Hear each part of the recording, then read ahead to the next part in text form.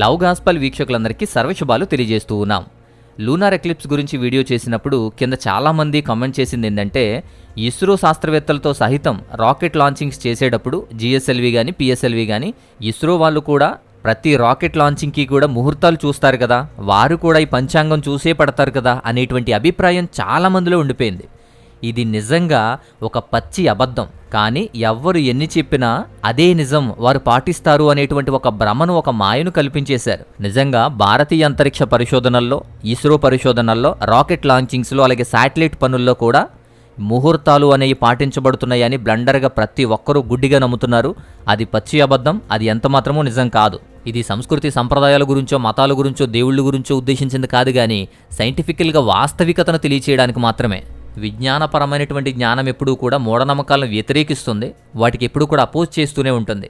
But ఈ మధ్య ప్రతిదానికి, ప్రతి మూఢనమ్మకానికి, ప్రతిదానికి ఈ సైంటిఫికల్గా క్యాలిక్యులేట్ చేస్తూ, సైంటిఫికల్గా ఎక్స్ప్లెయిన్ చేస్తూ, లేనివి ఉన్నట్టు కల్పిస్తూ ఏవేవో అబద్ధాలు చెబుతూ ప్రచారం చేస్తున్నారు. కాబట్టే ఇలాంటి విషయాలన్నీ వెలుగులోకి వస్తున్నాయి. ఇలాంటివన్నీ కూడా భ్రమింపచేస్తున్నారు. ఇస్రో చేసే ప్రతి ప్రయోగము కూడా, ప్రతి రాకెట్ లాంచింగ్ కూడా లాంచ్ విండో అనేటువంటి దాని మీదే డిపెండ్ అయి ఉంటుంది. అక్కడ లాంచ్ విండో ఆధారంగానే ఆ క్యాలిక్యులేషన్స్ చూస్తారు. అది ప్యూర్గా క్యాలిక్యులేషన్ పరంగా లాంచ్ విండో మీద మాత్రమే ఆధారపడి ఉంటుంది. అయితే సైంటిఫికల్ రీజన్స్ కూడా ఏంటి అంటే, వాటిని ఎప్పుడు ఎలా క్యాలిక్యులేట్ చేస్తారు అంటే, వాటి యొక్క ప్లానెట్ మూమెంట్స్ని బట్టి, వాటి యొక్క ఆర్బిట్ మోషన్స్ని బట్టి క్యాలిక్యులేట్ చేస్తారు. అంతేకాదు డెల్టా వి క్యాలిక్యులేషన్స్ అని కొన్ని ఉంటాయి. సో ఇంజిన్ యొక్క సామర్థ్యం పెంచడానికి అవసరమైనటువంటి స్పీడ్ని, ఆ వేగాన్ని మేనేజ్ చేసేటువంటి డెల్టా వి క్యాలిక్యులేషన్స్ అనేవి కూడా ఉంటాయి. అంతేకాదు గ్రావిటీ కూడా, గ్రావిటీకి సంబంధించిన కొన్ని అనుకూలమైనటువంటి పరిస్థితులు, అలాగే సన్ ఆర్బిటరీ మూమెంట్స్ గురించి, అలాగే ఉపగ్రహాలు, వాటి యొక్క పరిమితులు, ఇవన్నీ కూడా క్యాలిక్యులేట్ చేస్తారు. అంతేకాదు రాకెట్ లాంచ్ చేసేటప్పుడు కౌంట్ డౌన్ చేస్తారు. కౌంట్ డౌన్ చేసేటువంటి సిస్టమేటిక్ విధానాలు కూడా, సిస్టమ్ కానీ, ఇంజిన్ కానీ, అండ్ ఫ్యూయల్ కానీ, అండ్ టెక్నికల్ ఇష్యూస్ కానీ, వీటిని బేస్ చేసుకునే కౌంట్ డౌన్ కూడా చేస్తారు.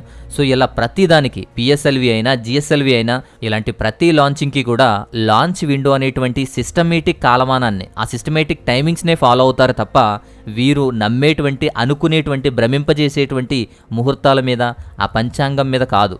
అయితే చాలామంది అంధవిశ్వాసులు ఎందుకు దీన్ని బలంగా నమ్ముతున్నారు, ఇస్రోకి ఎందుకు ముహూర్తానికి ముడిపెట్టేశారు అంటే, ఒక సినిమా హీరో మాధవన్ అని చెప్పి ఒక తమిళ్ హీరో ఉన్నాడు. రాకెట్రీ ద నంబి ఎఫెక్ట్ అని చెప్పి ఒక సినిమా తీశాడు. దాని యొక్క ప్రమోషన్స్లో భాగంగా ఒక వివాదాస్పదమైనటువంటి ఒక ప్రకటన చేశాడు, ఒక స్టేట్మెంట్ ఇచ్చాడు. భారతీయ శాస్త్రవేత్తలు అంగారక గ్రహం మీదకి, అంటే మార్స్ మీదకి మంగళ్యాన్ అనేటువంటి ప్రాజెక్ట్ని సక్సెస్ఫుల్గా రన్ చేశారని చెప్పి, అలా రన్ చేయడానికి కేవలం కారణం పంచాంగం మాత్రమే. ఈ భారతీయ రాకెట్స్లకు 3 ఇంజిన్స్ అనేవి, 3 ఇంజిన్ సిస్టమ్ ఉంటుంది. ఆ ఇంజిన్ సిస్టమ్ అనేది లేదు, solid, liquid, cryogenic engine system అనేది ఉంటుంది.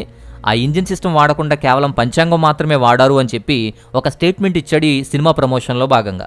రాకెట్ లాంచింగ్ ఇంజిన్స్ లేకుండా వెళ్ళడం అనేదే పెద్ద జోక్ అయితే, అసలు 3 క్రయోజనిక్ ఇంజిన్స్ లేవట, సాలిడ్, లిక్విడ్, క్రయోజనిక్ ఇంజిన్స్ లేవు. దానికి పంచాంగాన్ని వాడి మంగళ్యాన్ సక్సెస్ఫుల్గా చేశారు అని చెప్పి చెబుతున్నారు. అది చాలా కాంట్రవర్సీ అయింది. చాలామంది ఆయన ఫూల్ చేశారు, కాంట్రవర్సీ చేశారు, తిట్టారు, బోల్డ్ కమెంట్స్ చేశారు, ఆయన రీట్వీట్ చేశారు. ఆఖరికి వాట్సాప్ యూనివర్సిటీ అని, నీ బ్రెయిన్ అదని, ఇలా చాలా కాంట్రవర్సీ అయినప్పటికీ ఆ తర్వాత ఈ తమిళ్ హీరో మాధవన్ కూడా తన వ్యాఖ్యలను స్పష్టం చేసుకొని అందరికీ క్షమాపణలు చెబుతూ, తమిళంలో ఆల్మనిక్ని, పంచాంగంని ఒకటే అని పిలవడం అజ్ఞానం అని చెప్పి తను ఆ ట్విట్టర్లో కూడా తన యొక్క ఎక్స్ప్లెనేషన్లు ఇచ్చాడు. ఆ తర్వాత ఇస్రో శాస్త్రవేత్తలు కూడా అధికారిక ప్రకటన ద్వారా కూడా వాటిని ధృవీకరించారు. ఆయన స్టేట్మెంట్ని తప్పని చెప్పి వీరు కూడా స్టేట్మెంట్ ఇవ్వడం చేశారు. సో ఇలా ఒక తప్పుడు వాదనని మాధవన్ చేసిన వ్యాఖ్యల ద్వారా అనేక మందికి ఇది నిజమేమో అనిపించేలాగా, పంచాంగం చూస్తున్నారు, ముహూర్తాలు చూస్తున్నారేమో, శాస్త్రవేత్తలు కూడా వీటిని పాటిస్తున్నారేమో అనే భ్రమను కల్పించేశారు. నిజానికి అవేమీ జరగవు, అవన్నీ అబద్ధాలు, వారు నమ్మేటువంటి భ్రమలు మాత్రమే. కానీ ఇది లాంచ్ విండో మీద బేస్ అయ్యి మాత్రమే ఉంటుంది. అయితే ప్రొఫెసర్ సిఎన్ఆర్ రావు అనేటువంటి ఒక శాస్త్రవేత్త ఉన్నారు. ఈయన ప్రముఖ శాస్త్రవేత్త ప్రొఫెసర్ సిఎన్ఆర్ రావు గారు కూడా ఇస్రో యొక్క శాస్త్రవేత్తలు ఎవరైనా సరే తిరుమల తిరుపతి దేవస్థానాలకి ఎవరైనా వెళ్ళినప్పుడు అది పచ్చి మూఢనమ్మకం అని వర్ణించేవారు. ఇది వైజ్ఞానిక సంస్థ, సైంటిఫికల్గా ఉండాలి, మతపరమైన ఆచారాలకు దీనికి చాలా తేడా ఉంటుంది అని చెప్పి ఆయన దీన్ని వ్యతిరేకించాడు. ఎందుకు ఇలా మాట్లాడారు అంటే ఇస్రో చైర్మన్ ఈ మధ్య తిరుమల వెంకటేశ్వర స్వామి టెంపుల్కి వెళ్ళడం జరిగింది. సో అలా ఒక శాస్త్రవేత్తలు ఇలా టెంపుల్కి వెళ్ళడం పెద్ద ఇష్యూ కాంట్రవర్సీ అయ్యేసరికి ఇలాంటి స్టేట్మెంట్స్ చాలా మంది ఇచ్చారు. అది ఒక వ్యక్తికి సంబంధించిన వ్యక్తిగతమైన వారి విశ్వాసానికి సంబంధించిన విషయం. ఇస్రో అనేటువంటి భారత ప్రతిష్టాత్మక సంస్థకు ఆయన చైర్మన్, పైగా వైజ్ఞానిక పరంగా ఉండేటువంటి వాటికి ఆయన రిప్రజెంటేటివ్గా సైంటిస్ట్గా ఉన్న వ్యక్తి ఇలా ఒక బిలీవ్స్ని, ఇలా దేవాలయ దర్శనాలను, అలా పండితులను కలవడాన్ని బట్టి చాలామంది వ్యతిరేకతలు, విమర్శలు కూడా ఆ టైంలో వచ్చాయి. అలా ఆయన టెంపుల్కి వెళ్ళినప్పుడు కానీ, పీఠాధిపతులను కలిసినప్పుడు కానీ ఆ ఫొటోస్ని వైరల్ చేస్తూ వీళ్ళు ఇస్రో యొక్క రాకెట్ లాంచింగ్స్కి ముహూర్తాలు అని పండితులు చెప్పిన దాని ప్రకారమే, ఆ టైం ప్రకారమే చేశారు అని చెప్పి వీరు ప్రచారం అనేది, ఫేక్ న్యూస్లు అనేది స్ప్రెడ్ చేశారు. ఆయన వ్యక్తిగతంగా ఆయన ఫ్యామిలీతో కలిసి వచ్చారు, అంతకుమించి ఏమీ లేదు. ఇస్రో శాస్త్రవేత్తలు ఇలాంటి మూఢనమ్మకాలను అలౌ చేయరు. శాస్త్రవేత్తలు ఇలాంటి పండితులను వారి సంస్థలోకి అలౌ చేయరు. అది పూర్తిగా సైంటిఫికల్ క్యాలిక్యులేషన్స్ లాంచ్ విండో మీద ఆధారపడి ఉంటుంది. అది వైజ్ఞానిక పరమైంది మాత్రమే. దీనికి ఎప్పుడూ కూడా మూఢనమ్మకాలను కానీ, మత ఆచారాలను కానీ ఎప్పుడు దాని మీద రుద్దలేదు. ఎప్పుడైనా రాకెట్ లాంచింగ్స్ జరిగేటప్పుడు వాటి టైమింగ్స్తో సహా క్లియర్గా వాటి లాంచ్ విండో టైమింగ్స్ని ఇస్తారు. అయితే వాటిని వీళ్ళు ఉపయోగించుకొని టీవీల ముందుకు, వార్తాపత్రికల ముందుకు వచ్చి పలానా టైము ఇది హిందూ క్యాలెండర్లోకి, తెలుగు క్యాలెండర్లోకి మార్చుకొని ఇది సక్సెస్ అవుతుందా, ఫెయిల్ అవుతుందా అనేటువంటి పండితులు వారి అభిప్రాయాలతో వారు ముచ్చట్లు పెడతారు. ఇలాంటి వాటికి సైంటిస్టులకు, ఇస్రోకు ఎటువంటి సంబంధం కూడా లేదు. వారు వారి యొక్క పాపులారిటీని లేదా వారి యొక్క పబ్బం గడుపుకోవడానికి అట్లా చెప్పుకుంటారు. సైంటిస్టులు చేసేటువంటి రాకెట్ లాంచింగ్స్లో కూడా కొన్ని ఫెయిల్ అవుతాయి, కొన్ని సక్సెస్ అవుతాయి. చంద్రయాన్ 2 లాంటివి ఫెయిల్ అయ్యాయి, చంద్రయాన్ 3 లాంటివి సక్సెస్ అయ్యాయి. ఇలా కొన్ని సక్సెస్లు ఉంటాయి, కొన్ని ఫెయిల్యూర్స్ కూడా ఉంటాయి. అంతేగాని వీటికి జాతకాలు, ముహూర్తాలు అని చెప్పి, పంచాంగం అని చెప్పి వీటికి ముడిపెట్టి ఎప్పుడూ జరగవు. అలాంటిది అబద్ధం. ఎవరు ఎన్ని చెప్పినా అది వారి యొక్క మూఢనమ్మకం తప్ప, అది పచ్చి అబద్ధం తప్ప నిజం ఎంత మాత్రం కాదు.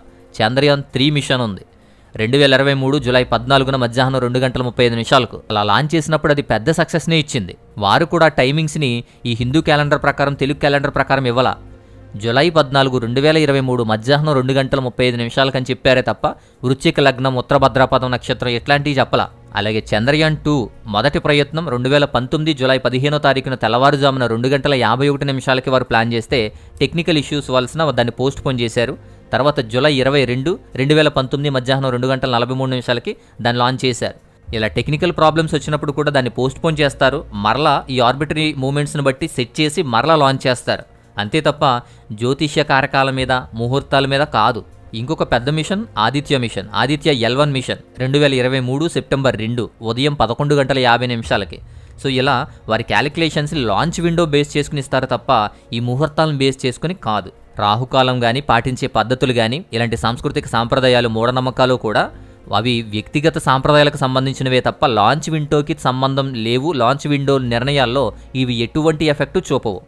సిఎన్ఆర్ రావు కూడా ఇలాంటి వాటిని మూఢనమ్మకం అని వర్ణించాడు. ఇలాంటి వాటిని ప్రోత్సహించకండి, ఇలాంటి వాటిని మూఢనమ్మకాలతో పోల్చాడు. సైంటిస్టులు కూడా వీటిని ఎప్పుడు నమ్మరు. ఇక జ్యోతిష్యులు, పండితులు ఇలాంటి వారంతా టీవీల ముందుకు, వార్తాపత్రికల ముందుకు చిన్న గ్రహణం వచ్చినప్పటికీ కూడా మీ ఇంట్లో అది జరుగుద్ది, ఇది జరుగుద్ది, ఈ పూజలు చేయండి, అలా చేయండి, ఇలా చేయండి అని ప్రతిసారి చెప్తూనే ఉంటారు.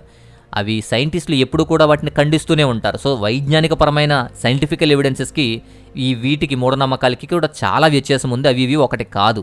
వరల్డ్ కప్ జరుగుతున్నా, ప్రపంచ క్రీడలు జరుగుతున్నా, ఒలింపిక్స్ జరుగుతున్నా, ఫుట్బాల్ జరుగుతున్నా, IPL జరుగుతున్నా, రాజకీయాల్లో గెలుపోటముల గురించి, సినిమా ఇండస్ట్రీలు వాళ్ళ వ్యక్తిత్వాల గురించి, సినిమాల గురించి ఇలా చాలా వరకు కూడా ఇలాంటి పండితులు టీవీల ముందుకు వచ్చి చర్చించి ఏదేదో చెబుతూ ఉంటారు. అవన్నీ ఫెయిల్ అవుతూ ఉంటే మనం చూస్తూ ఉంటాం, వారిని తిట్టుకుంటాం, కమెంట్ చేస్తాం. సో ఇలాంటివన్నీ కూడా అలాంటివే. ఇస్రో రాకెట్ లాంచింగ్స్ అప్పుడు కూడా వీరు సక్సెస్ అవుతుందా అనే ఇంట్రెస్ట్ తోటి కొంతమంది వచ్చి వాదిస్తారు తప్ప అవి ఎటువంటి సంబంధం లేదు. ఇదే నిజం. కాబట్టి ఇస్రో శాస్త్రవేత్తలు కానీ, ఇతర శాస్త్రవేత్తలు కానీ ఇలాంటి మూఢనమ్మకాలు, సాంప్రదాయాలు పాటిస్తారని, ఇలాంటి ముహూర్తాలు, పంచాంగాలు పాటిస్తారు అని చెప్పేది పచ్చి అబద్ధం. అది అస్సలు నిజం కానే కాదు.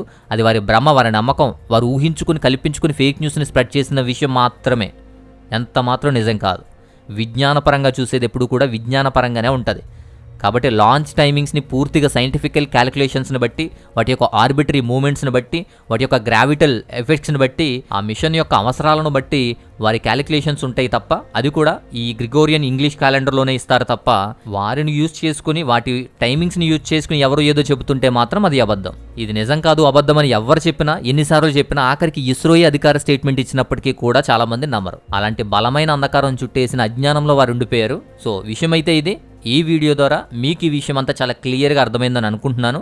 ఎందుకంటే ఇదంతా పెద్ద మూఢనమ్మకం కింద, అది ఒక నిజం అనేటువంటి ఒక అభిప్రాయంతో చాలామంది ఇప్పటికీ ఇంకా నమ్ముతున్నారు. బట్ దీని గురించి క్లారిటీ ఇవ్వడానికి నేను ఈ వీడియో చేశాను. ఈ వీడియో ద్వారా మీకు క్లారిటీ వచ్చిందని అనుకుంటున్నాను. నచ్చితే లైక్ చేయండి, ఇలాంటివి ప్రతి ఒక్కరికి షేర్ చేయండి, ఇలా అనుకునే వ్యక్తికి ప్రతి వారికి కూడా షేర్ చేయండి. సో ఇది ఈ వీడియోలోని అంశం. మరొక అద్భుతమైనటువంటి మంచి టాపిక్తో మరొక వీడియో ద్వారా నేను మరలా వస్తాను. అంతవరకు సెలవు, నమస్తే.